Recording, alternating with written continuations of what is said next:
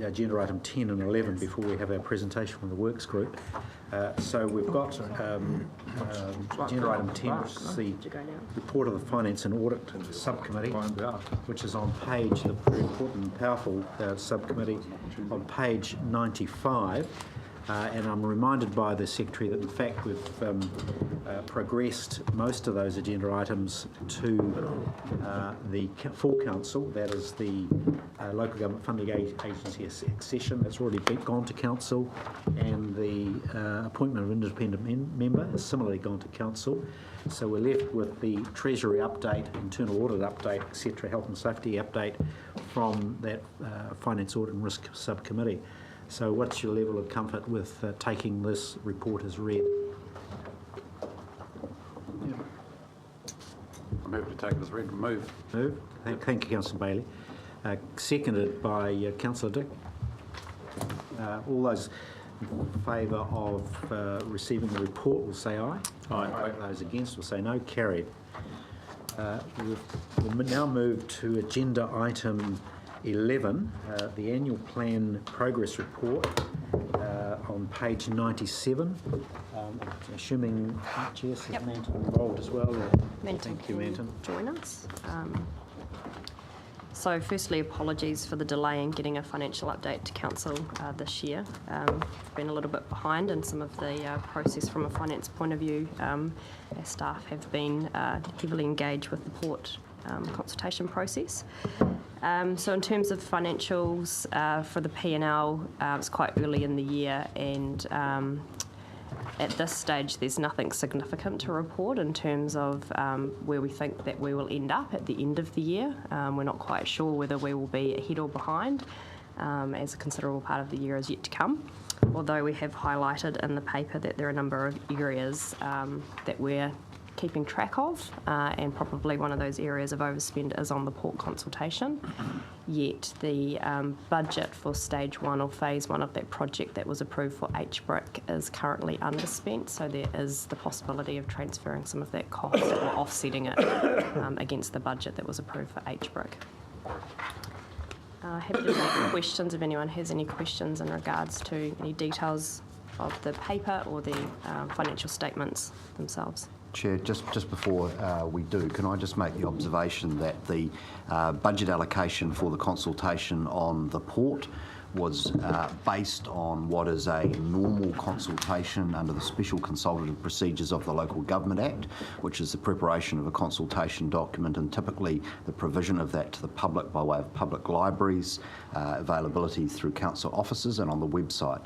The significant additional expenditure here is predominantly because of the extensive efforts this council has undertaken to distribute several documents, in fact 3 different documents, to as many households as possible, including the mail out to all ratepayers, as well as over 400 advertisements in newspaper and radio. So while none of that was required by law under the Local Government Act, that is the extensive additional effort that this council has put into reaching the public and raising the issues and profile around this port consultation. Just a question. Mr. Walker. Yeah. Given that $50 million was siphoned off from project Mohaka plan change, can we assume that some of that money will be, if it's going to be redirected, that we now get ourselves in a position where we can talk about funding that Mohaka plan change? So funding for the Mohaka plan change is well and truly provided for, Mr. Walker, and you'll note in your papers for the Regional Planning Committee under the Resource Management Policy Project updates that project is now advanced and the appropriate staff to enable that to complete have been appointed. So there are no resource constraints. We're now in boots and all into the Mohaka plan change process. Thank you very much. Councillor Bailey. Okay. So through you, Chair. So James, it would be fair to say that the additional cost for the long-term plan consultation is because we have gone over and above what we're legally required, and it's and whilst it's not perfect, it's the cost of improving democracy in the region. Agreed, Councillor. I just have a point of clarification, Chair. Is Mr. Walker suggesting that the $50,000 that he used the word million, he used the word siphon, I find quite offensive. It's invested. And are you suggesting we should have used capital for a plan change? What I'm noting is that Yes or no? 5 years ago, Yes or no? the RPC was set up on the grounds that there was a Waitangi tribunal recommendation and an act in Parliament, and 5 years has taken for us to get to a point where money's being utilised for the Moaka plan change. The money is always put into other projects like the storage facility, and I'm just clarifying that there is money available now. Capital. I don't think we need to take it any further. There's clearly a substantial amount of budget applied for in the current season. It's underway. I think. But Chair, we need to talk facts. That's around the precisely, table. yes, and the facts are that the project's well underway. So look, are there other questions in regard to this item, which is the annual plan progress report? I've just got one, Jess, going to 2.5. You've currently 204,000 negative variance against the investment returns. Yep.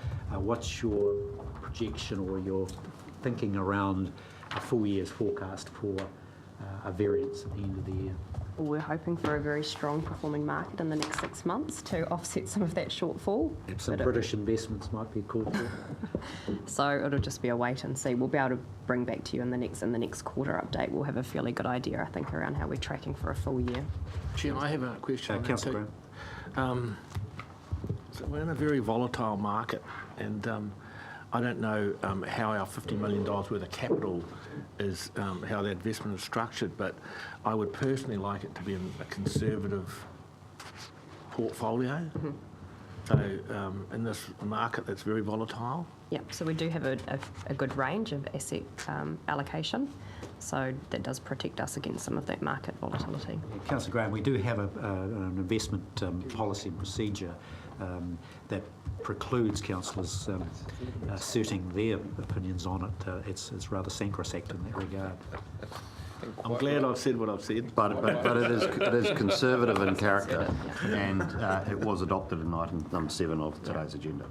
Can I just say, Barker? I'm happy for Councillor Graham to say what he said, as long as he's prepared to say, I was right, if he has to be right, and then to say equally loudly and voluminously, I was wrong, if he's wrong. And get his checkbook out. Are there any other comments on this before we go into the absurd? So we've got a... Councillor Bevan. Oh, I'm happy to move. Councillor, got a mover, Councillor Bevan, and a seconder, Councillor Belford. Are there any other comments you'd like to make, Councillor Bailey? Yep, thank you, Chair. Just my usual comment with the financial reporting. Pleased to see that the accounts payable, we're looking after our suppliers, and that there are no accounts overdue apart from the usual one at over 90 days. Thank you, man. We have a move and a seconder to receive a report. All those in favour will say aye. Aye. Those against will say no. Many thanks, Menton, for your wonderful work in producing the report. We're now up to our discussion with the Works Group, which is agenda item 12, page 109. Who have we got coming forward? Hamish. Hamish. So I'll just, Chair, if you like, I'll just introduce Hamish. Yep. So, thank you, Chair. So I'd just like to introduce Hamish Fraser. Hamish is our Works Group manager. So obviously the Works Group down at Guppy Road, we have a facility there, and we have about 30 staff undertaking maintenance activities both for the regional council, some of the district councils, and also in the private market. So Kathy is also in the paper as being here. She unfortunately is off sick today, so she's not here. and really just want to hand over to Hamish to take you through a presentation. Probably take around 20 minutes for that presentation, and happy to answer any questions you may have. All right, good morning. Hamish Fraser. So I suppose real quick introduction. I've been employed with the council since 2010. So Graham Hanson employed me back when he was at the helm out there. So as a contracts manager, and have been in the management role for sort of coming up the last 2 years. So been out there for a while, and my background's very much a combination of agriculture and engineering, so it's a good fit with the works group. We're sort of pretty much in that combination, and yeah, it works well. So look, this presentation's in some cases a bit of a repeat of what we did back in March. So for those of you that were here then, apologise, there might be some slides that are a repeat, but I know several of you weren't here, so if you can bear with us, but I'll whip through it. I don't know how much time I've got, so... You've got 5 minutes. Yeah. Yeah, well, it took me about half an hour to go through it when I did it, so I'll sort of rattle through some of them. But that's our structure, so we don't need to delve into that too much. Administration, the management team, myself, Kathy, who's not here, as Chris said, and then our administration assistant, Jill, who's actually here today, and then a contracts manager under myself, who's very experienced from the Higgins and Infracon as a drainage and construction project manager. So he brings a lot of knowledge, and all the team have been there for several years and very experienced at what they do. So an overview, and this presentation is sort of an overview of us as a whole, who we are, what we do, and then just looking at some of the sort of higher level finances to give you an update. So 30 staff, and between Taradale and the Waipuck depot, so we've got 20 odd in Taradale and then 5 down in Waipuck.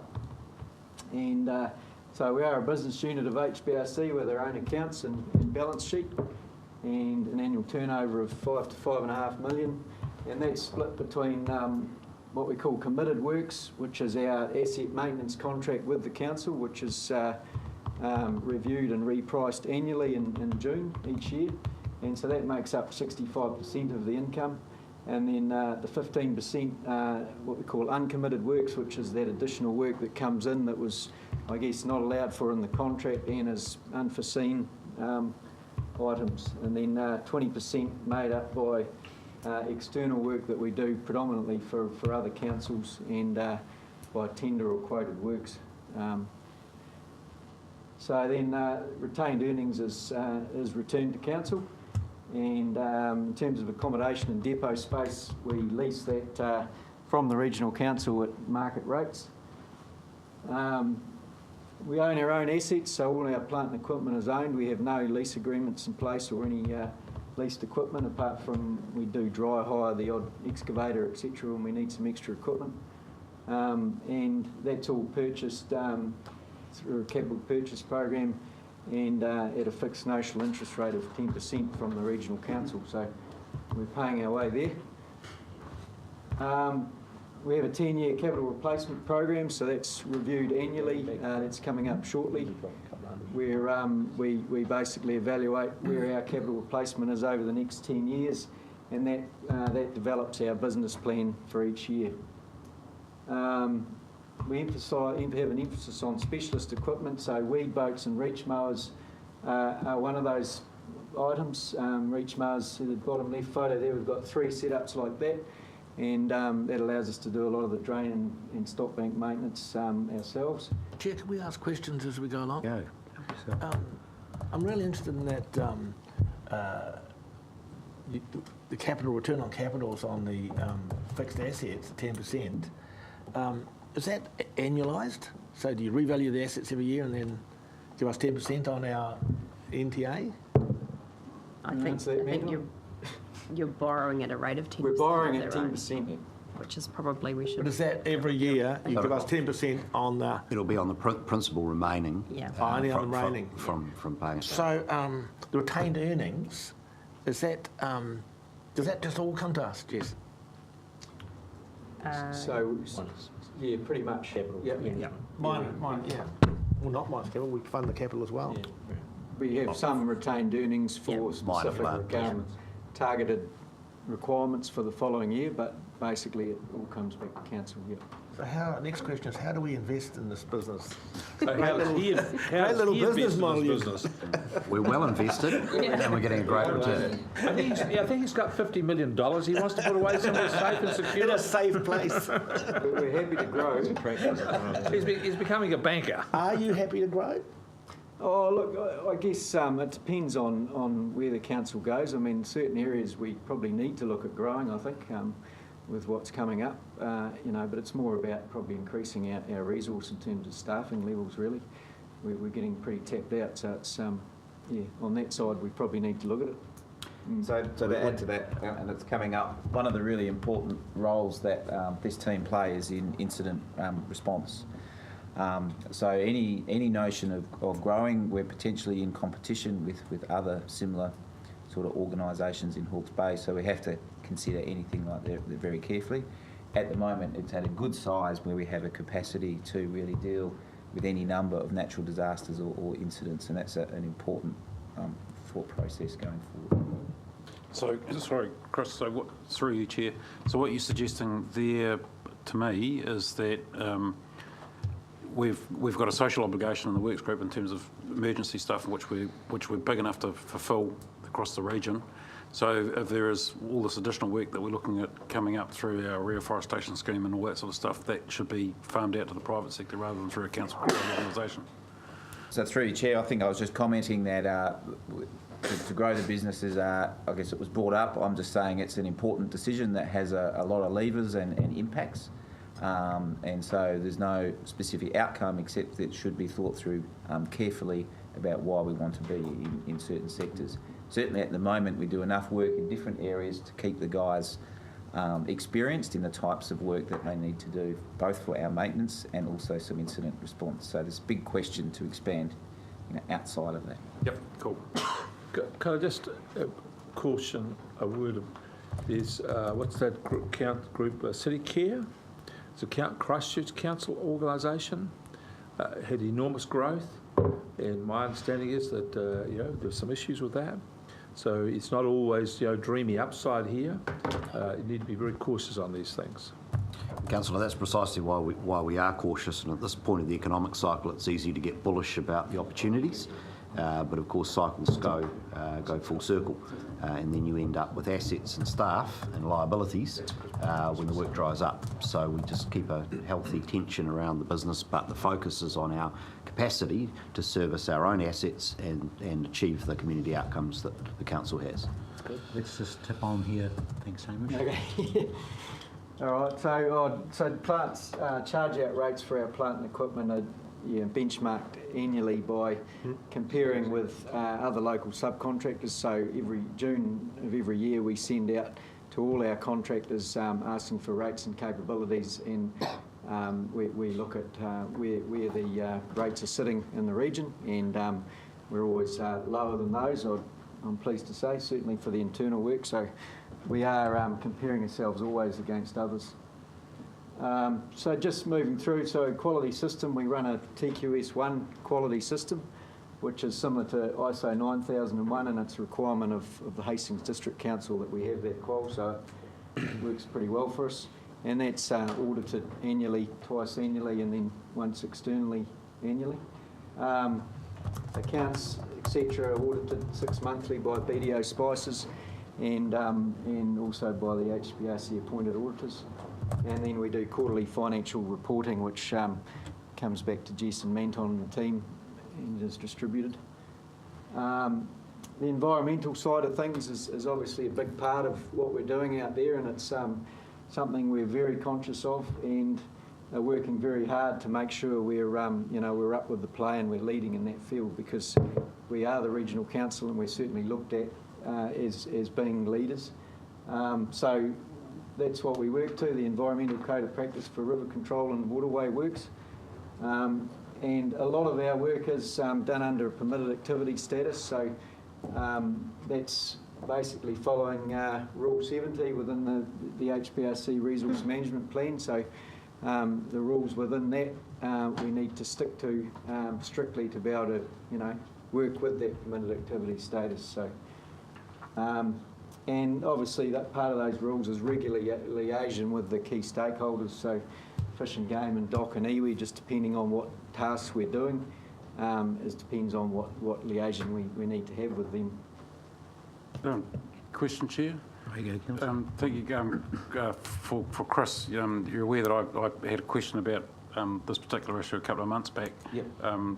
And I'm just trying to figure out how we can be confident that staff at the works group are actually fully conversant with the requirements under the Environmental Code of Practice. So is there an audit done in terms of HR or something like that as to training that's undertaken to make sure everyone's up to date with what's going on? Yeah, so thank you, Councillor. So look, we did have a serious think about some of the questions you posed a few months ago. One thing that we specifically looked at is how we undertake training with the staff, and I guess we have a piece of work at the moment to just work out how we can, I guess, periodically train the staff, both in the Code of Practice but also the ecology plan.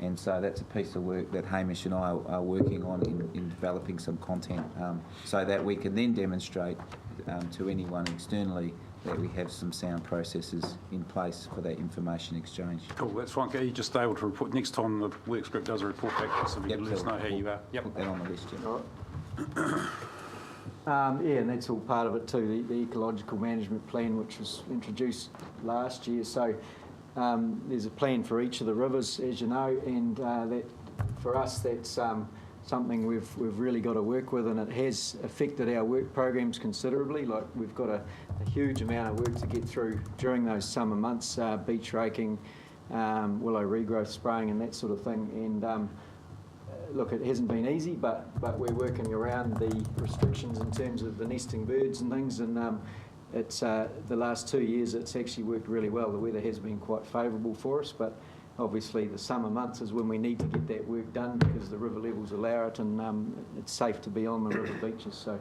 but those plans are certainly a big part of our considerations when we're putting our programs together. Mr. Chairman, Councillor. before we move off that, some time ago there was a plan brought to the Environment Committee that involved a pretty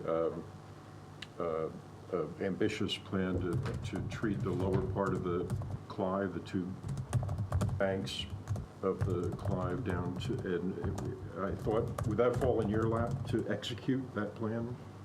Treat in what manner? Was this for maintenance? It was supposed to be the sort of the model site for looking at different ways of managing weed control, stock raising, all the things that normally happen along our riverbanks. The presentation was given by Gary, I think, at the time. Was it Steve? Was Steve Cave's one? No, Steve Cave, I think, actually made the presentation. Right. And so it was from basically from Whakatu down. The public use of... You're not And there talking was a about mix the of- lower mix of- We Narara. own a lot. Yeah, I we thought it own was like- yeah, I we own thought a it- huge strip of that land, and there's private people on the other side, and the plan was, we're going to have a plan, an ecological management plan, I thought, and this was going to be the poster child of riverbank management. What's become of Certainly it? the Narara River has got a management plan for the maintenance of the berms in place, but I'm not sure about the Clyde. That's I think somebody needs to trial. read the minutes of the, it was So- about probably 3-4 meetings ago. Councillor, I think you're referring to the trial being undertaken in the lower Narara around no longer grazing it.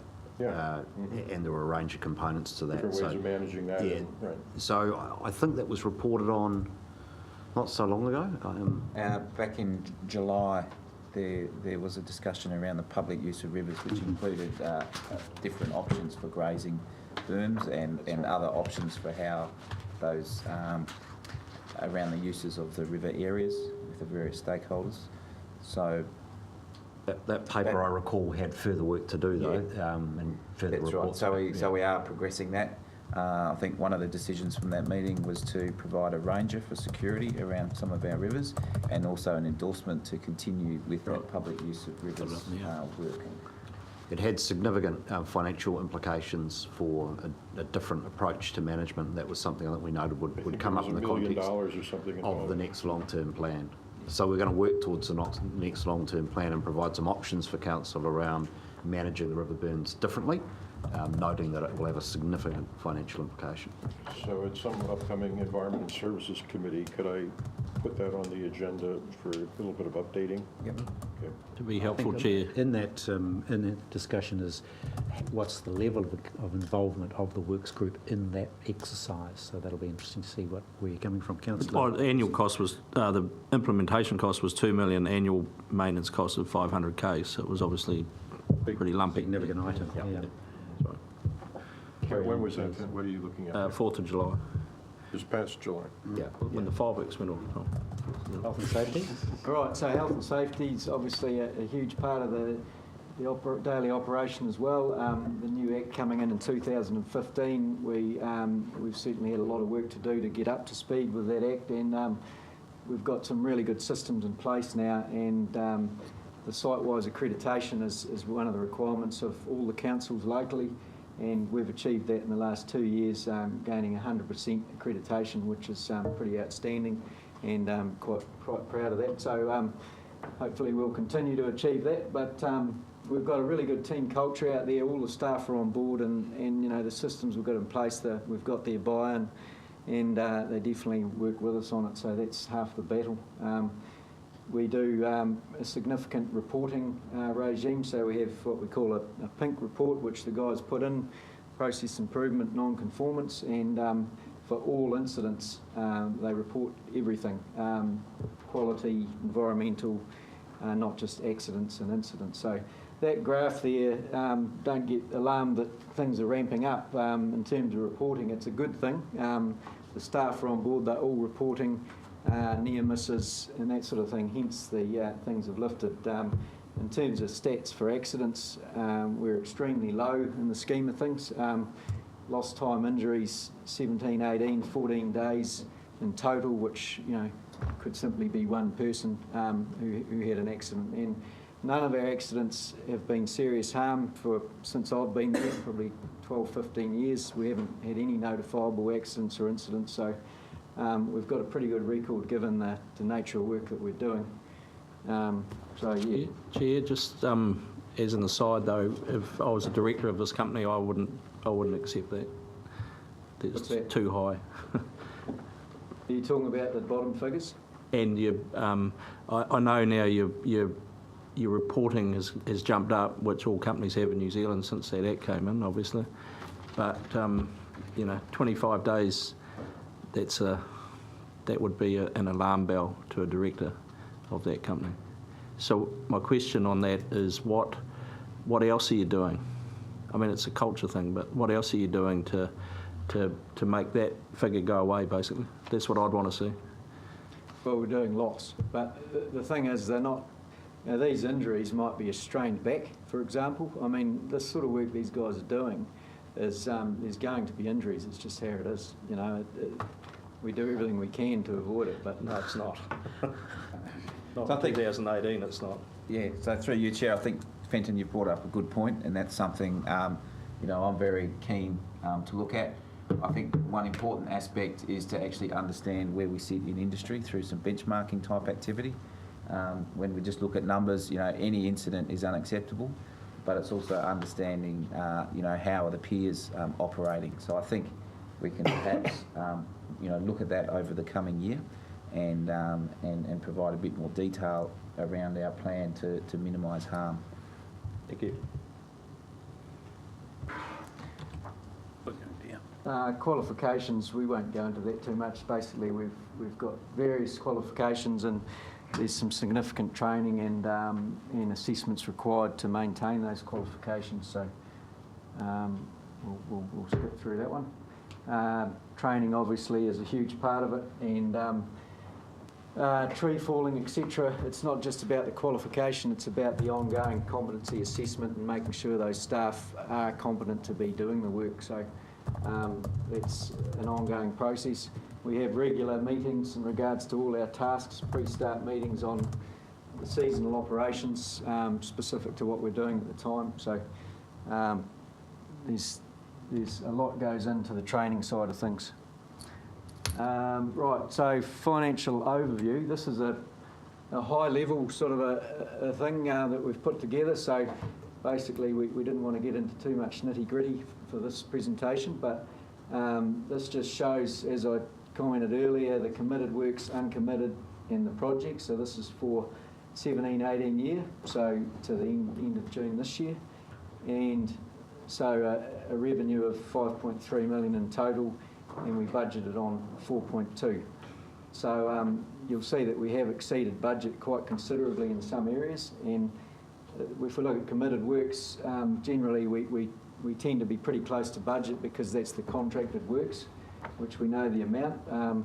When we're budgeting, we put together our business plan in sort of March, April, so it's before the contract comes out. So we have got very much it's a bit of a guesstimate as to what we've got coming in. And uncommitted works is always very hard to estimate, and as you can see, we've exceeded budget hugely there for various reasons. We had some pretty big projects come in which created a lot of work for us. External, we allow a reasonable amount for external work at 560,000, but almost doubled that this last year due to the amount of work out there. So was a pretty good year, really. It was fairly good returns for council. So Just on that, before you move on, they are very significant variances from budget. I'm looking at the external projects. We've virtually doubled the revenue.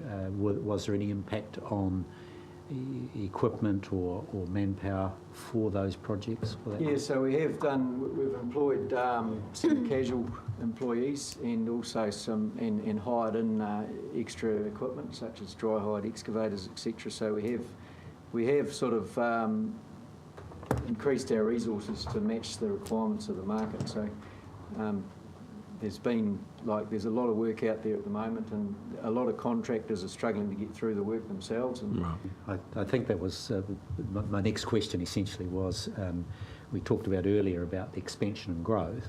What decision making do you go through in terms of accepting external projects, which could have an impact on other contractors in the region? Yeah, so I've actually got a slide on that a bit later that will talk about that external procurement. So just in line with that, your external projects, you could ramp that right up, I would suspect. What process do you go through to accept or decline or, doing external work in the market? Is it a deliberate process, or is it just that job's come up, this is our skill set, we've got some capacity, let's go and do it? No, we definitely only target work that is in line with our core business and what we do. So it's not, when I say we don't chase the work, so we generally working closely with the other councils firstly, so always looking at those non-profit organisations like DOC and the other councils to assist them with their workload. But this last year we've had a lot of the contractors like Fulton Hogan and Higgins and whatnot sort of approaching us to assist them with their workload because we've got some very skilled drainage crews and etc. So it's about, I guess, looking at what the work is and assessing the risk for us. And there's rules around that which I'll cover in a slide later. So Sure. That's fine. Thank you. All right. Sorry, so that was last year. This is just an update of the year up to the first quarter for this year, so up to end of September. Yeah, looking reasonable at the moment. The first part of the year is always tough because it's winter and we don't get into our contract at full. Like in terms of our year-to-date budget, we should be sitting about 25% really, but the committed works, we haven't really got into it by the end of September. It sort of kicks off in September in terms of our maintenance work. So, but there's already been a reasonable amount of uncommitted work and obviously some external work there with what's going on out there at the moment. So the year's looking fairly good so far. This is just a slide showing sort of our breakdown of revenue by cost centre. So the group is split into these different cost centres, and Taradale catchment making up the bulk of it, with Waipukurau and then chargeable plant. All the diggers, tractors, trucks is all charged out to the job as a separate cost centre. Management only very small, obviously.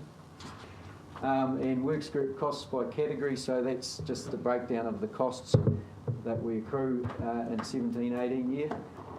Probably just the only note there would be the subcontractor side, so we definitely engage outside subcontractors, and we intend to do that every year, so there's approximately just under $1 million spent on subcontractors every year, so we're certainly employing the local contractor fraternity as well. All right. So really from now it was just sort of a bit of an overview of what we do, our capabilities. Obviously emergency response is a key part of our role, and all our staff are trained in every aspect of flood response. We have in-house flood pump capacity. We also hire in extra pumps as required. You can see top right there, pumps that were brought down from Auckland to assist. And that was in September, which that flood mainly concentrated on south of Hastings, where we had to do a bit of dewatering there to get some of the orchards out of the water.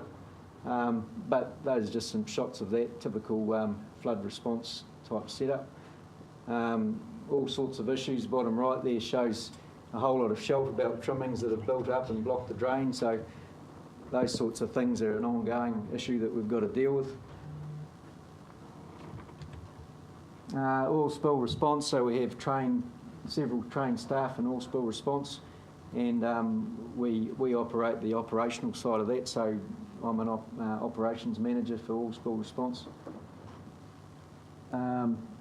Pump station maintenance is a big part of our work, 19 pump stations, and we do all the refurb of the pumps, stripping them down and overhauling them in-house.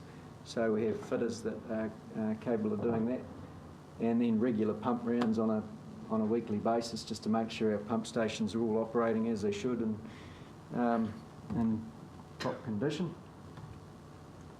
That's just an overview of our sort of general maintenance works, so extensive areas of weed baiting and drain maintenance, beach raking, that's basically made up within that contract with council. Can I just ask a question? Sorry, Chair. The big tractor, what's the life of that? What's our replacement program? So we replaced that sort of about 4 years ago. 4 or 5 years ago, yeah, 5 years ago. So it's 6 years ago, actually. Yeah, we'd be looking at hopefully about 10 years. So. And you'll rebuild it this time, or because they don't make the big. Talking about pivot, the actual pivot itself. Yeah, they don't make the big pivot stairs anymore, do they? I think they still do, but yeah, we'd have to look at the options, yeah, because this time round we sort of toed and froed about whether to stick with the pivot, but they're definitely a good option. Okay. Yeah. Councillor Hewitt. Hamish, with the willow regrowth spraying, how do you decide which areas you're going to be spraying in? Because there are a lot of areas in Central Hawke's Bay where willows have clogged bank to bank the waterways. So I'm interested how. So all our maintenance work is done in accordance with what's on our contract. So basically it doesn't change from year to year, but it's just within that scheme, within those scheme areas. So I wouldn't have thought there'd be clogged waterways within the scheme areas. I'd imagine that's. But what about the outside of the scheme areas? And James, perhaps this is a question to you. How can we get those into Hamish's work as well, where outside of the Apatoki scheme, for instance, we've got severe bank-to-bank clogging. The river, seen as there's willows right through the actual waterway, clogging the actual where the water would have gone, is going into true right and true left bank and eating out a lot of productive farmland and putting tons and tons of sediment into our waterways. And I would have thought that that could have been very simply fixed by the works group. Removing the willows. So there is where they're clogging the actual waterway. So I mean, one of our biggest focuses is erosion control, sediment, keeping the sediment out of the waterways. I had a phone call from a landowner last night he's just had in the latest latest lot of flooding, 150 metres along, 50 metres deep and 2 metres high, all gone in. So that's a heap of sediment that if the willows had been sprayed that are choking the water, the actual where the water should be going through, you wouldn't be getting these sediment issues. So I can, do you want to respond? Yeah, so thank you, Chair. So just really to work through those issues. So really, Hamish's team execute the work as a contractor. They really don't make a lot of decisions about from a year-to-year basis which specific work how will be done, but they are also very experienced in that work. The team that works out what work will be done is the scheme operations team, so that's Martina and her team. They would direct a lot of that unplanned work, and they would need to assess in those sorts of situations, that we will be looking at that situation specifically. But there's outside of a scheme. So that's the next part. I think at the last council meeting, Gary presented a paper about responsibilities for flood mitigation and river control, and there it was very clear that inside the scheme, Regional Council had significant responsibilities there, but outside of the scheme areas, there was responsibilities of the landowner, the district councils, and also the regional council. So we'll be looking at that situation through that lens. I don't think we're in a position where we can manage every river in Hawke's Bay. Our focus is on managing the schemes, and we also have the responsibilities around the flood control to make the right decisions with some of those other issues. But the responsibility is not solely with the regional council for those rivers outside the scheme areas. Do we know where those zones are? I'd just like to challenge that. Thank you, I accept what you've said. But James, I'm looking for a far more holistic approach to sediment getting into waterways, significant amounts. And I think that we need a wider discussion to go in terms of fixing some of these issues, which, you know, you can plant all the poles you want, but then you've got some really clear examples of problems where you can take significant sediment out by, you know, taking a bit of a holistic look at this. And I think this is quite an important aspect of what we've been trying to target as a regional council this year. So we do have obviously a significant focus on sediment management. I mean, I'd note that sediment that becomes mobilised on flatter country as a consequence of flooding is typically from cropping activity, whether it be intensive feed cropping or cropping for vegetable production, etc. All over Hawke's Bay you'll find examples of those that during heavy rainfall event add significant sediment to our waterways, and the big challenge we have there is, are we going to regulate those land uses out of acceptability, if you like, so that when heavy rainfall happens, the soil is not mobilised. And that's something which has to be done through the planning context. It's not something which has been contemplated through the tank plan change, but when we had our most recent severe weather event, I drove around and I saw a number of freshly tilled paddocks that all were going into crops for the coming season. This and there was is just sediment, pouring off those properties into our drainage network and ultimately going out. This is where the willows are actually bank to bank, and nobody is spraying down the middle to keep the willows out. So I can see that our works group does it, but it's not to do with cropping. So if you're suggesting that water is a consequence of the poor performance of the river's conveyance is spilling over onto farmland and then mobilising sediment, then it's only going to mobilise the sediment if the land is in a state that the soil is no longer intact. So if it's covered in pasture, you're missing my point completely. Where the willows have gone bank to bank, right across, there is no longer a pathway for the water to go through. So you've got the gravel building up, so the water goes out wider and wider to a true left or true right bank. Well, just to so the sediment mobilisation is coming from what? Just a second, stream bank erosion. James, Councillor Hewitt makes a good point. We do need to know where.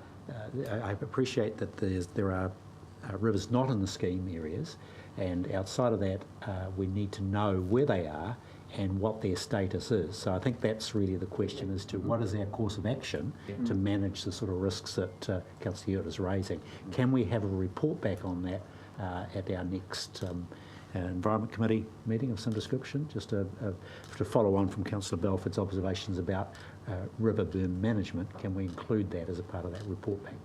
Can I just, Chair, make a comment to Councillor Hewitt about that the council do have a called subsidised works program in place, so Graham Edmondson manages that, and basically council will subsidise up to 30% cost of tree clearing work, etc. for landowners. So I guess for work outside the scheme, that is often covered by that subsidised work to a point.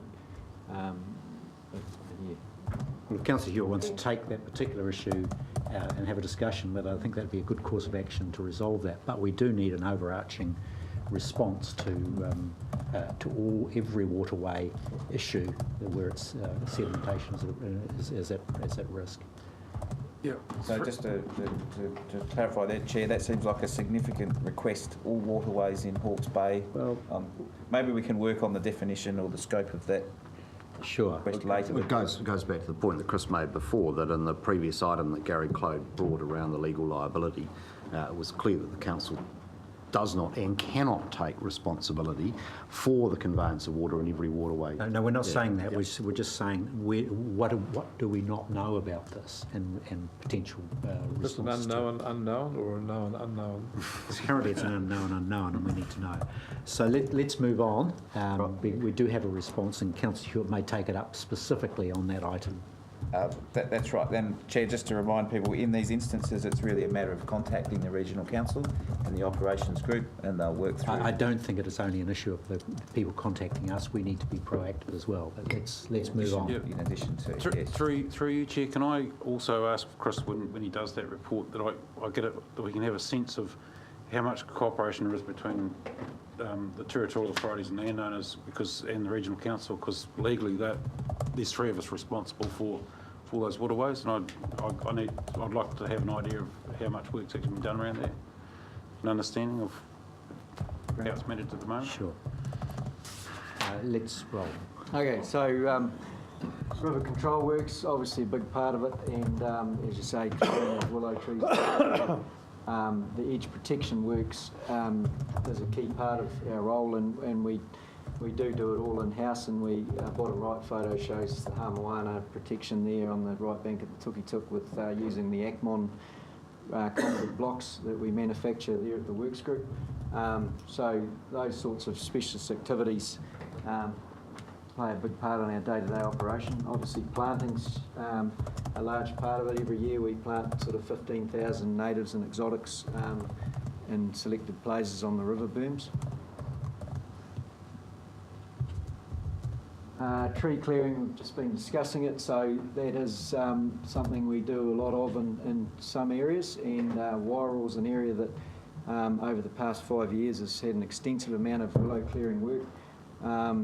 The willow clearing's done in a manner that reduces damage to the banks, so we never remove stumps. We drop the trees and leave the stumps in place, and then dispose of the trees and foliage normally by burning. When we're out in the wop-wops, it's certainly the easiest way to deal with it, and that's done sort of 6 months after tree felling. We let the trees dry off on the burn heap, and then we go back at a time that suits in terms of the airshed, etc., and burn them off in the summer months. We are trialling mulching, and this year we've got a trial happening down the Upper Tuki scheme using a mulching head on a digger to actually bring the willows down from top to bottom. So that's something that we're looking at the moment. So mowing's a big part of it, extra long reach mowers on a digger for areas that we can't reach, and obviously stop bank mowing, the cycleways, etc. Vegetation control with spraying, so look, I understand that's a sensitive topic as well, and we do a lot of drain spraying, and I suppose I wanted to put these slides up to sort of show why we have to do it, and if we don't do it, the sort of issues we have. And this left photo showing the drain here that got missed from the spraying regime, and then on the right after it's been sprayed and clear. So the left photo, obviously clearly the drain's completely blocked and would be pretty dysfunctional, certainly in times of a flood.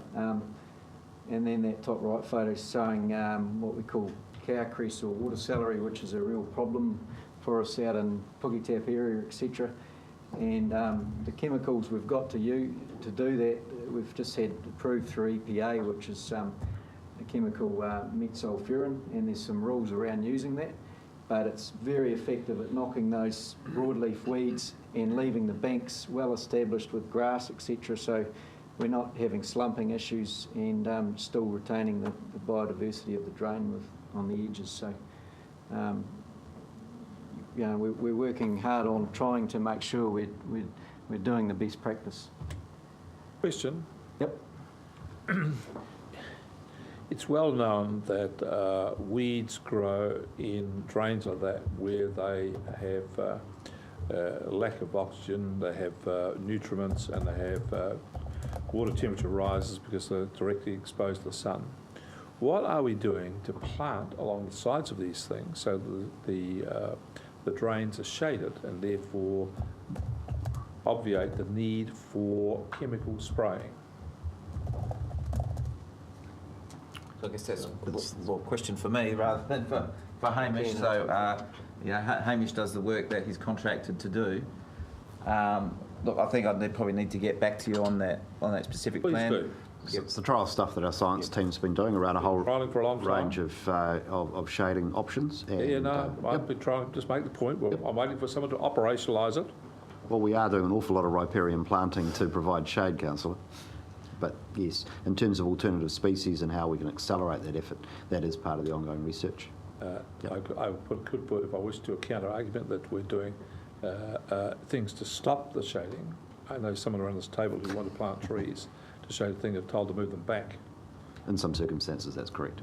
Okay, well, let's just... Very good question, good point, Councillor Barker. We'll carry on. All right, and then obviously a lot of open spaces work with the various regional parks that we've got around the place and the cycleways. So we've got crews that are capable of concrete placement and then construction such as the boardwalks, etc. Waitangi there on the bottom right. And that's Hardware Park, placing the coconut matting and ready for planting. Got another minute, Hamish, so Okay, roll on. yep, all good. We're just about done, I think. So mechanical works, we've got a full workshop there with 2 full-time mechanics and a part-time fitter. So we do everything in-house. Built that new hydraulic tipping rubbish trailer for the staff just last year, which they're very happy to use rather than dragging rubbish bags out of a trailer. Just a quick one on the external works. So we do tender on the open market for works, and as we discussed earlier, we focus on doing work for local councils in general, non-profit organisations.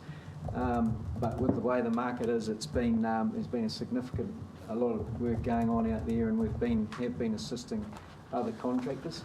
Generally, in terms of a margin, we like to target 10% if we can, and that's some of the requirements of us being able to tender on the open market. We're pre-qualified with Hastings District for various work with them, and that's just an example of some of the work we've been doing: beach raking for Horizons, weed boating, Wellington Regional Council, etc. So these are just some slides to show the work we have been doing. That's drainage reticulation work for actually for NZTA on the roundabout out there at Links Road, and then just a small subdivision job we did Napier City Council. Culvert and headwall construction is one of our fortes. So we do a lot of that for forestry companies as well. So we've been working for Ryanair and for Forest Management New Zealand, who have got a huge program of works going on at the moment, especially up towards Wairau, and they've got a massive roading network to put through, and so they've been engaging us to do the culvert installations for them on those jobs.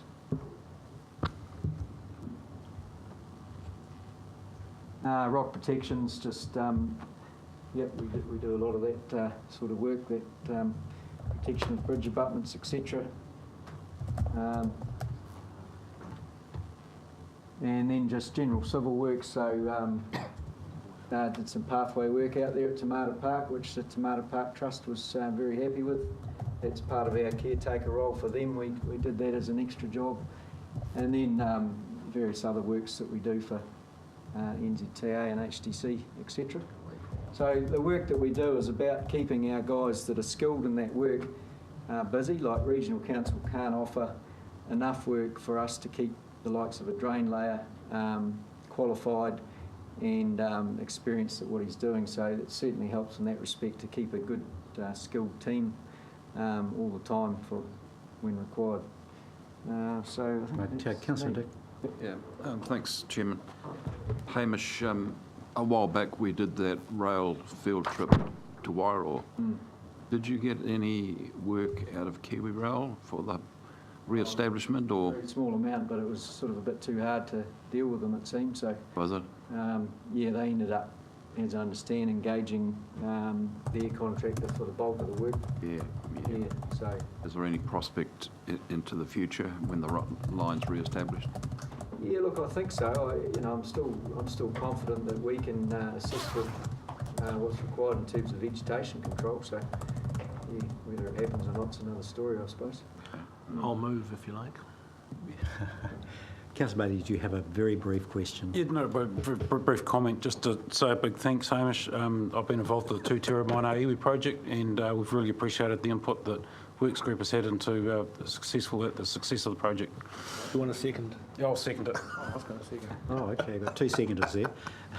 So thank you very much, Hamish. Okay, That's yeah, a thank very, you. very comprehensive overview. We've had a mover to receive the report and a second, 2 seconders. And do you want any comment, Councillor Graham? I do. Just before you go, Hamish, thanks for the work you guys do. I think, I just said to Fenton, man, this is a fun job. Doing all these bits and pieces that you do. But you do a great job, and we really need you, and that's the core competency that we actually own. I really like that too. So well done, and if you could just pass that on to your staff, do a great job. Will do. Thank you very much. Councillor Bailey. Yeah, just in addition to that, Hamish, one of the key things, of course, is as a council-controlled organisation, I think it's really, really important that you continue to demonstrate best practice in the contracting field around the region. I think we should be, the Works Group should be the example that all other contractors look up to in terms of our requirements to be protecting the environment and so on, because that's a reputation we don't want to lose. Bevan. Yeah, thank you, Chair. Yeah, thanks for your report, Hamish. It's been very interesting, and I'm greatly impressed with the amount of work that you can get through with 30 staff. So well done to you, and I know you're out of sight, but you're certainly not out of mind, and keep it up. Just a final comment from myself. I've got a comment. Oh, as well. just briefly, Chair, it's been raised before about governance oversight of this business, health and safety, etc. And it's an interesting conundrum, because if you did put some directors in there, the operation would be to drive the business harder. You would have noticed that Wairoa District Council wasn't on that list before, because they've got their own late, and they are out there driving to get as much work as they can. So I think for the level of governance oversight you get, you guys, you certainly punch above your weight. But for a specific skill set, there is plenty of extra work out there if we ever decided to go down that path. It's another day, a question for another day. Councillor Hewitt. Hamish, thank you. I really appreciated your presentation. I am well aware that you've put a lot of time into it, and you do turn up annually and give a really generous dividend back to us. I'm a bit concerned about you paying 10%. Yeah, I think that's pretty tough, but anyway. Hanging away there, aren't we? Yes, well and truly, but it might set a precedent from some other things going on around here. I've been long concerned about the lack of governance oversight in the Works Group and the health and safety, which has been flagged today. So the most terrible thing that could happen is a serious accident or a fatality in your Works Group, and I just encourage you, James, and your team to really keep a close eye on that, because it is a culture thing often, and all accidents are avoidable. Yes. So thank you for your presentation. All right. Thanks. Just a comment from myself, Councillor Bailey, Councillor Graham. Just the comments from myself as chair of the Finance and Audit Committee. The decision was made to bring this to the full council for the very reason that we've seen today. So we've had, I think, some very useful questions from councillors on this, and hopefully they've sort of been taken on board. I think there's a question though for Chris to answer. I appreciate the, if you like, the separation and the, if you like, contracting relationship, notional contracting relationship with the works group. But I'd like to see a bigger picture as to what our objectives are from the council's side of the equation. What are we trying to achieve? And asking the works group to implement. And Councillor Hewitt raised a good issue around what are our highest priorities, and appreciate the work that's being done outside. So you haven't got a capacity issue. We've got work to do on the council side of this equation to direct and fund work that is directly in line with our core business. So that's important. And finally, just the comment I would like to make in terms of that separation, I'd be very interested to know whether your tractor drivers get off the tractor and find a spotted dotterel if they have to, and or survey for the wildlife that's there. So in other words, what imbuement with environmental principles have your staff got in their work? And I think if they are a council-controlled organisation, they're not, they're part of the business of the council, we need to know that everyone's on the same team. We're going to send you all out with counters in the future. I think the message here is no good deed goes unpunished. So we've got the recommendation moved and seconded twice. All those in favour of receiving it will say aye. Aye. Those against will say no. Thanks. Thank you, Hamish. Well done. Thank you. Councillors, we've got 35 minutes and we do need a changeover of desks and accommodation in here for the RPC, so we're going to have to be diligent on that. So we're up to Viv. We're up to agenda item 13, the Human Resources report. It's an annual report, a very important one for us, and taking on Councillor Wilson's observations. This is deadly serious for councillors to be involved in. So That's a really unfortunate word to use. I did by deliberately using it, Councillor. So Viv, take it away. Okay. Mr. Chair, I'm happy to just highlight a few points and take the rest as read and answer any questions if that's okay. But good morning, councillors, and Tanakwe, Mike and Toro. Yes, just the brief points is really the increase in staff has reflected the LTP and the reorganisation that was carried out recently. So there is a reasonable number of new staff, new positions, and given quite a bit of extra work for the HR team. Having said that, the incidence of the retention has once again at a very low level. We are not losing staff that we have hired, and so that's reassuring at that point. And the other point to come clearly out of that was the number of opportunities we provided for internal staff through that process, that we were able to offer career opportunities and retain some of that quality of staff that we've got through the new positions that were created. Just coming to one of the issues that was raised last year in terms of the gender balance in terms of management or supervisory positions in council, that's, as you might see on point 12, that has increased. Still at a point where there's a lot of work needed, but it is something that is a positive result for this year, that there's more females been appointed into management or supervisory roles.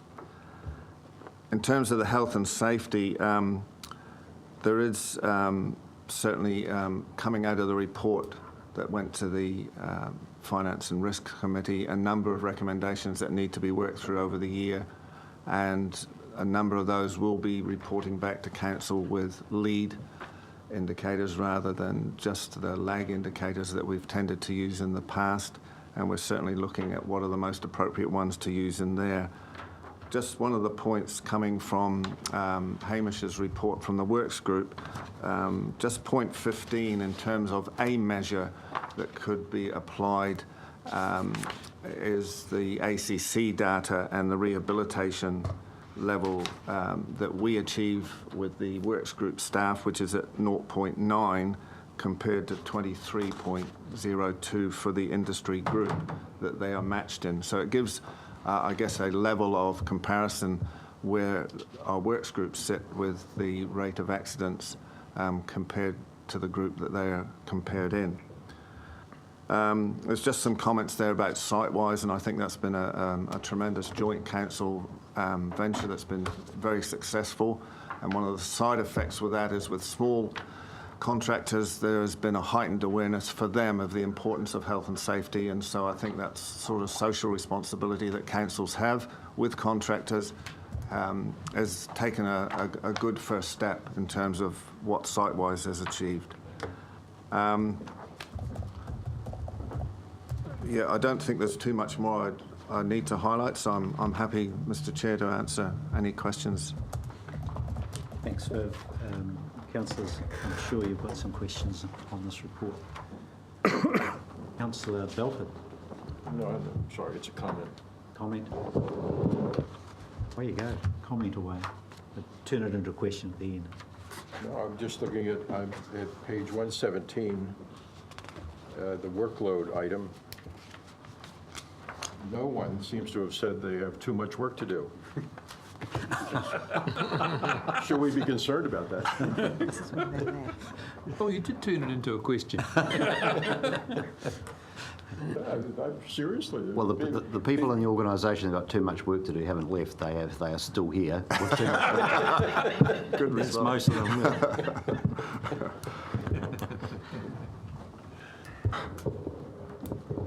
So just a question. I'll just take one from Mr. Moorhead.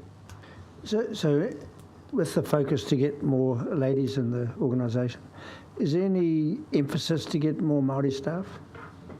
And if so, what sort of, how would the advertisement be read? Sort of has to have a suntan, etc. Only Mary needed to apply.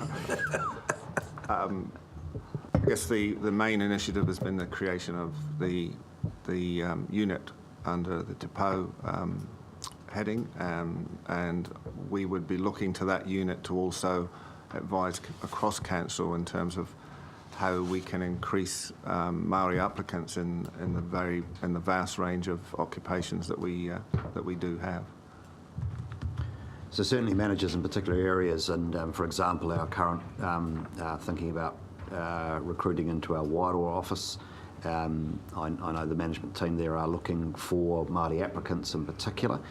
In terms of us taking a more proactive role, which might involve scholarships or secondments or particular strategic partnerships with Māori entities, that's all matters which Petty's taking into account in the development of his strategy around our Māori responsiveness, and that's work that is a priority for 2019. It's a very good question. Just follow up on it. Sorry, you want to follow up? So, in terms of advertisements, kia ora. Yeah, kia ora. Good to see you still in the game. In terms of the, I call it staffing, what work, because we have had a progress report in terms of the competencies that are required to work with Māori. There's a big chasm in terms of councillors as well, in terms of their connection to the Māori world, and so in terms of the fact that we are a growing population in the region, what's the emphasis on core competencies and? Look, that's part of Petty's work to do, and his focus has been initially to understand where the organisation is at today. So he's been progressively getting around every part of the organisation to understand current competency, and also engaging externally to understand the expectations. Again, in 2019, we'll be coming forward with a plan of how to address all of that. Thank you. Councillor Wilson, then Councillor Bailey. The question I had was just around where does the bulk of this report come from? Is this like staff survey, or this is a range of different things? Yes, it is a range of different things. We haven't got a HRIS system as such, so it's kept in a range of different. There has been a recent staff survey, though, has there? There has. Yes. Yeah. Is it possible to see that? Yes. Thank you. Councillor Bailey. Thank you, Chair. That's $10. It's afternoon tea, It's afternoon tea, It's yeah. $10. So before I was distracted, page 117, there's a graph there, you've got reason for leaving. Are they, when that question was asked, are they the only answer that was given, or are they, so in other words, where it's got one person gave dissatisfaction, frustration, whatever, is that just, that was the only reason that person gave for leaving, or whether it was a range of reasons, or? Yes, no, that was the only reason that person gave for leaving. And similarly through that graph. Yeah, Yep. that's a good Could- question. I could- think could you they give- can actually answer more than one. Yeah, could you give more than one response Yes, to the yes. question? Yes. Yeah. Anything else out there that you want to ask? So, councillors, we've got some resolution here to receive the report. Someone want to move? Councillor Dick? I'll second. Councillor Barker. Do you want to comment, Councillor? Oh, good comprehensive report, thank you. Councillor Barker. Due to the exhortations of the chair, I'll preserve my right to speak in favour thank- of speed and efficiency. Thank you. Look, thank you once again, Viv. We do acknowledge the work you do. It's really, really comprehensive. And just looking at the numbers, your role has increased from, I remember the FTEs at about 170, what are we now, about 235. Very little extra resource has gone over that time, so clearly your workload is very significant. So we just congratulate you on the work that you do, and the report shows significant diligence on that, so well done. We've got a mover and a seconder. All those in favour of receiving the report, say aye. Those against will say no. Carried. Councillors, we've got just on 25 minutes. We've got three reports there. Items 14, 15, and 16. Joe, you're going to lead that, but they are significantly straight reports. I wouldn't have thought there's too much. There's one, just Liz's one first of all, which is the water management internal audit recommendations. Oh, yes. Yep. So agenda item 14. An update. Good afternoon, committee members. So back in May of this year, Crowhall, as part of the audit program that the Conducting for Council did an audit on our water management function, particularly around compliance monitoring, and made a series of recommendations, and that was presented to the Finance Audit and Risk Subcommittee, and subsequently there was a request to have a 6-month update, so this is it.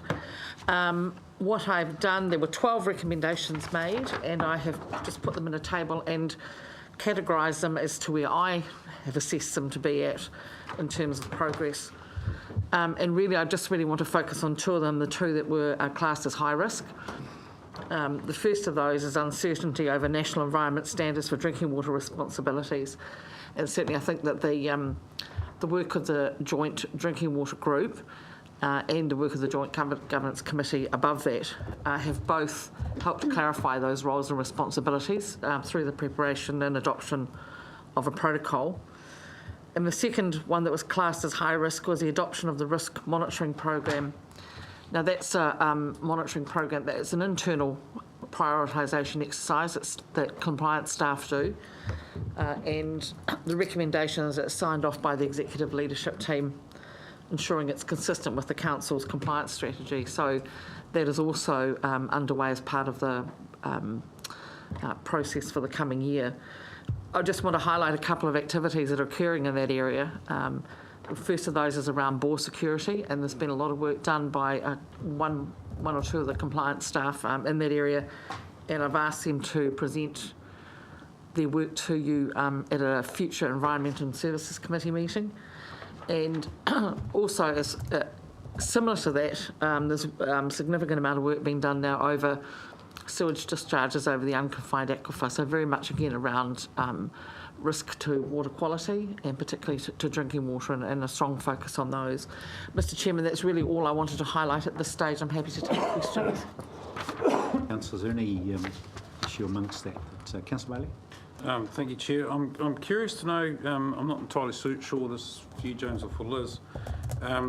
One of the previous items we had this morning was around the Regional 3 Waters Review, and yet that's not mentioned in the uncertainty over the environmental standards for drinking water responses, because I would have thought they were quite interrelated. So it seems to me like there's a bit of silo thinking going on there. Or is that just the timing of... I think it was a timing issue because this was done before the Three Waters Review was ever really front and centre for anybody. Right. It was very much focused around just the drinking water standards and around all the different agencies, not just the councils, but agencies such as the District Health Board as well, being clear around their responsibilities too. And I'll just add that the standards are being reviewed nationally and will be promulgated, and regardless of what happens out of the Three Waters Review, we will be required, or everyone in the region will be required to meet those standards regardless. The question is how do you meet the standard most efficiently and effectively, and that might be through a shared service model, for example. Okay, right. That's fine. Just a brief question, Liz, on the involvement with the tank plan change in terms of water standards. So can you advise what should that have been a part of that consideration, and what is the level of input into that by the Joint Drinking Water Group? No, from our council staff. From council staff. So if you're specifically looking at the regulatory side of things, consents and compliance, they have been a part of an internal working group that's had seen all the different drafts of TANK and looking at the workability, particularly around the regulation, and providing feedback on that. So we've been had opportunity to input significantly into that. Does that include risk assessment of particular water supplies to advise the thinking around particularly the zones, the drinking water zones? No, that's probably more been a work that our groundwater modelling team have done rather than specifically the compliance team. I mean, we've always recognised, and the current plan recognises the risk around the unconfined aquifer, and so some of the work that's been done is focused on that, and more recently, obviously, the bore security just generally. Sure. I'm just trying to link the practical realities and observations of the compliance team with those people that write policy. No, they are fairly well integrated, and I'm assuming the right questions asked, I'm sure they'll offer their insights. Great. Okay. Mr. Walker. In general, management reports, you look at measurements. They'd say if it's not measured, it's not managed. Now, what I would like to see is some performance management criteria that we're actually looking at, so that as governors we know what we're trying to achieve. Are you talking in relation to our monitoring of territorial authority consents? All aspects associated with water management. That probably is a reasonable segue to the next item on the agenda.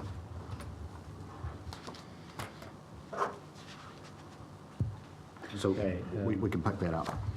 Sure. So I'm going to just keep that in mind, Mr. Walker. Yes. Okay. So we've got the agenda item 14. We've got a mover for that. Have we received that report? Councillor Barker. And just saying that I would like these consistent things integrated in our reports. Okay, that's fine. A seconder for that, Councillor Graham. Yep. We've got a mover, a seconder. No comment from anyone? Those in favour of receiving that report will say aye. Aye. Those against will say no, and it's carried. We'll now move to, where are we? Future operational performance report. Is that you, Jo? Yes, it is. Good morning, everyone. Thank you for your time. I've brought with me here Peter Warwick, who's part of my team. He's Principal Advisor, Organisational Performance and Monitoring. There is a paper here in front of you. Peter's position and that of the team was something that came out of the long-term plan to look at how we can improve and enhance organisational reporting across the organisation. This will create greater visibility and consistency both for staff and yourselves and for management so that we can manage the work moving forward. I'll hold you there. Has Yes. everyone met Peter? Have you had a chance to? No. So welcome to Thank you. Our very gentle and quiet committee. And thank you very much. Yes, so the report shows that we have undertaken some investigation into existing reporting tools that are within Council. There is a tool called Opal 3. It has produced reports in the past that you may have seen. We have examined whether that remains fit for purpose for future use. Peter and Kelly, who works alongside him, have looked at other councils and organisations that use Opal 3 and how much extra value we can derive from it. And it does remain fit for purpose. We just need to extend its use and the information that it contains. So the point of coming to you today was to acknowledge the fact that you, through the LTP, have invested in the functions of Peter and his team to bring you up to date as to the investigation that they've done so far, outline to you the work that they will continue to do, and to demonstrate to you the timeline when you can expect to see that reporting come to you, first of all on the half-year results of the council, and then obviously further down the track the annual results. Do you have any particular questions for Peter whilst he's here, or feedback that you might want him to be aware of as he continues through this? So we've got a presentation on the 19th? Yeah, Council. Sure, There'll okay. be a further update, just an endorsement, hopefully, of what the conversation here. Can I just quickly add to Mr Walker's point? The entire purpose of this exercise is to ensure that we have good metrics around all of our operational activity. We recognise that the council has had these spread all over the place. We haven't had a consolidated picture of organisational performance historically, and we haven't had metrics in a number of critical areas. So this exercise is about giving you precisely what you need to discharge your governance responsibilities in terms of overseeing the organisation's performance. So the key question would be, what values are we measuring against, I suppose? And like a lot of organisations, they use quadruple bottom line values. I think the government is pushing more for social inclusion stuff. So there's the social metrics, treaty stuff, there's the cultural stuff. There's always the bottom line things, and there's other high one is the environmental. So are we a quadruple bottom line organisation? Are those some of the metrics that we'll be considering? Certainly they cover non-financial as well, but the overall emphasis is on outcomes for the community. That is very much our starting point, and that's what we will be working back from in terms of building this framework. We'll be providing you with a start of a 10, and we'll be looking for your feedback and how to refine it over time. So your presentation will cover that ground on the 19th, is that correct? Yeah. Why are we having a presentation on the 19th? It should be this committee meeting. Well, the presentation is probably overstating it. It was more outlining more specifically, but we can cover that now. If there are questions that you have, Peter can talk in more detail around the paper. I thought our process was we'd do the work in the committee. There's only recommendations finally done go to council. Yeah, that's right. Yeah. Well, can I just make one observation on this? Look, I'm not sure that I want to go through it in fine detail because I want to see how it works before I make any comment on it. That's my view. Is I like the concept. It's it's like standing on a lot. We've got a car. All the theory looks right. It's got a gearbox, wheels, all the rest of it. But we need to road test it to see if it does what it thinks. And that's my view. Is that when we road test this, we'll have a look at it and say, right, this does what we wanted to do. At that point, I think we'll be informed. We'll have some feedback on it. At the moment, it's a theoretical exercise, so I'm not particularly concerned at the moment. The theory is good, the ideas are great, let's just see how it road tests. I would completely agree. It's about giving you the opportunity to hear an update of where we've got with the work, and then provide that information to you early in 2019. And we would love to have that feedback so that we continue to enhance and improve the reporting. Well, let's do some wheelies, some burnouts, scream around the block, and have a look at it next year. Thank you for that, Councillor. Councillor Hewitt, you had a question? Thank you. I do. I'm not really sure who it's addressed to, but Joe, we'll start with you. In terms of organisational performance, improved reporting, I was really concerned that we had so many no-shows in our annual plan, in our consultation hearing for the port last week, and a huge percentage of no-shows. So I've spoken to a couple of people, and they were emailed, this is your time, and they didn't even get the email before they were here. So I would like to see in your, before they were due, I'd like to see in how you make things streamlined, or someone, I don't know who's responsible, but to get that sort of thing tidied up to be far more efficient in the future. Yeah, so that would sit outside of Peter's work, but it's a valid point, and from in terms of how we engage through those processes, what fine-tuning can be done. I'll take that point and we'll look into it. Councillor Belford. I'd like to second Councillor Barker's statement. I'm not really interested in hearing more about the methodology of this. I'd rather wait till next year and see a report and what it's identified as matters needing our attention, and making a judgment then as to whether it's satisfying our needs. Move. Councillor Wilson. Move. Yeah, so just before you do, so we go to the need for a presentation next week. We don't need to if there's no strong Scrub that out on the agenda. That's absolutely great. As long as it's comfortable where we're at and the journey that we're on. So we saved a lot of work, Peter, first up. I told you we're a very kind committee. Yes. Thank you very much. Councillor Wilson's moved. I'll second. Seconded by Councillor Barker. We've got a report to receive. Are we all in favour of that? Aye. Those against will say no, and it's carried. Cheered. I like that. And now we're quickly moving on to, Thank thank you, Peter, and welcome. Welcome, Peter. The PMO pilot update and project status. So we'll do this one by exceptions where there's any questions. This is a look, we've undertaken to regularly provide this committee with the project status update for the projects as previously advised that are within this reporting framework. So happy to take any questions. Any issues, Councillor Bailey? Thank you, Chair. Page 132, state of environment monitoring lakes.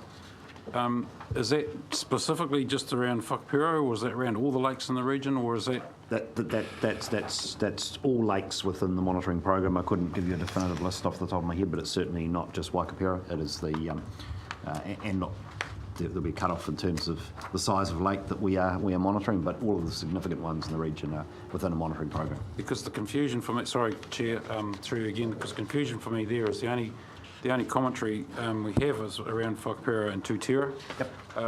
And if the monitoring program is wider than that, then I would have expected some sort of commentary around that. Maybe I'm just saying things wrong. Yeah, look, I think the point here is that the issue in the program relates to what's going on up there, and the program State of Environment Monitoring is a little bit of a catch-all for the science program around lakes, of which, as you'll be aware, Andy Hicks is heavily involved in the Tūtera element of that. You could take it that the wider monitoring program is without issue. The issues just relate there. Okay, it would be nice to have had that additional comment that there's no other issues. There's some other questions. The other comment I want to make about the report, it's more a commentary about the report, is the amount of abbreviations that are used with that explanation. I found that really confusing. I don't know what a loss increase is. I don't know what an RSHL, PMO and SME. I don't know what a PIDS action plan is. That's from the Hiratonga Plains Flood Protection Scheme. Mr. Mohi will tell you. And the IRIS Integrated Regional Information System. The IRIS implementation phase. Yep. And also the Whakaki hotspot, the SAGM. Yeah, so look, we'll note this. I mean, this is a management tool, and obviously the people that pore over this on a weekly basis understand what all those are, and through this process we are bringing you closer to the day-to-day management of the organisation. But we'll note the point and make sure that that's clear in future. Don't we have a code cracker? This was done quite some time ago. We do have a code cracker. Code cracker? There's a sheet with them all somewhere? We do. And Correct. Is it not in our thing in here? Look, the only thing I would say is that acronyms get invented at such a rate of knots that it's almost a full-time job to keep that up to. Are they like viruses? Are they self-generate, do they? Councillor Wilson. Whakakī hotspot, what's the timing on that? I see it's worsening. You probably summed that up pretty well. What's the timing on that? Look, I don't know whether anyone in the room... Doesn't matter. Yeah, Come back to me. but it's on the improve. There's been some good progress in the last 2 weeks and a huge amount of effort put into trying to mitigate the risks. Have removed, Chair. I'm going to move it. Seconded, Councillor Bailey. Is that a question or a second? Just another question, thank you, Chair. There you go. And then I'm happy to second it. Serial questioner, isn't it? Yes, a serial I've question. got lots on my mind. Carry on, Councillor Napier Bailey. Port consultation. This is probably a follow-on from what Councillor Hewitt was asking. Are we going to get an opportunity in terms of the reviewing the consultation process that was held around the Napier Port? Because there's a number of things that have come up which perhaps could be improved on in the future. And so when are we going to get an opportunity to get feedback into that process or be involved with that process?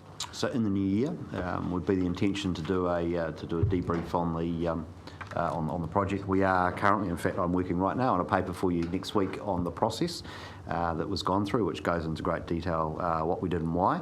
But the learnings from all of that will be something that we'd like to do at the tail end of completing the project, if you like. Yep, no, cool. Thank you. So that's a seconder from Councillor Bailey. Move Councillor Wilson. Any comment from either of you two councillors? Fine, thanks. Just a very brief one from myself. I think we need to remember this is a pilot update, and the prior report is also a response by staff to our request for an entire new generation of reporting, and I think we need time to see how that works, but well done on where we are now. I think it's a good, robust process, so well done on that.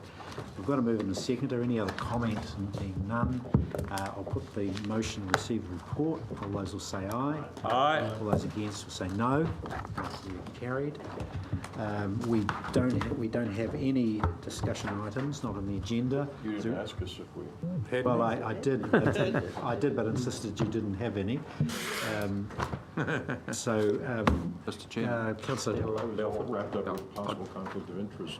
that's right. That's right. It was just to blind you, Councillor. Mr. Chairman, I'd just like to comment, if I can, on Way you go, the Councillor. conduct of the meeting, and I'd like to congratulate you on your chairing, and on the basis that a short meeting is a good meeting, and there are very valid reasons for that. My belief is that with good chairmanship and some self-discipline on the part of councillors, no meeting of this council should take longer than 3 or 4 hours. Thank you, Councillor. You hear that, Councillor Bailey? Look, thank you. We've got RPC coming up very shortly, and we've got a room rejig, so we might have to vacate here and go next door. So the meeting is therefore closed.